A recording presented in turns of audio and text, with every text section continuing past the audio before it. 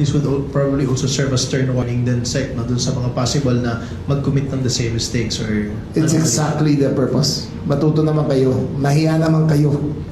Mayaman na nga kayo, magnanako pa kayo. Diba? Mahiya naman kayo. Sir, with that having said, may possible kayong resolution or recommendation ng DILG? May mga pagbabago ba in terms of the processes sa paggastos ng pondo ng SK? Ano yung pwede nating may recommend? Ang mahirap kasi dito, yung pondo ng SK, dati dumadaan sa kapitan yan. Ngayon, may sariling pondo ng SK. Sila na ang signatory. So, wala nang checks and balances. So, anong nangyari dito? Dahil sarili na lang diskarte lahat, naaabuso nila yung kanilang kapangyarihan. So nakita nyo, maliit na barangay, mayaman na barangay. Mas nakakahiya pa nga ito eh. Mayaman na barangay, sila pa ang nagnanakaw.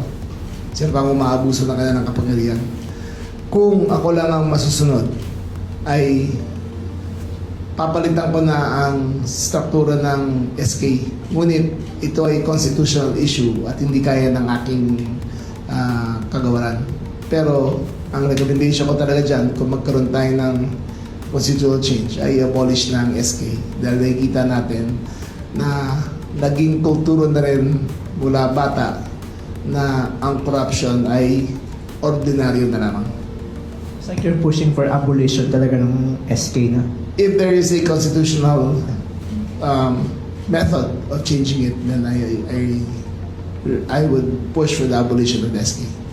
So parang nagiging breeding ground, parang training ground sir ng corruption. Kasi basic unit na to, tapos... Tama. Tsaka bata pa, natututo na.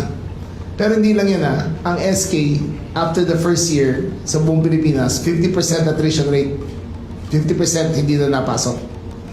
So, mag-a-appoint na lang ng OIC. Kasi nag-aasawa, nagtatrabaho, nag-aaral, hindi na kayang gampanan ng kanilang kapangyarihan. So, ang recommendation ko ay village council na lang na mag-appoint kung sino mag-handle ng youth affairs kaysa mag-election pa. Nangyayari sa kanila kasi yung election ay nagiging parang tsapa nila na hindi sila pwede magkamali. Na kahit anong gawin nila, tama pa rin.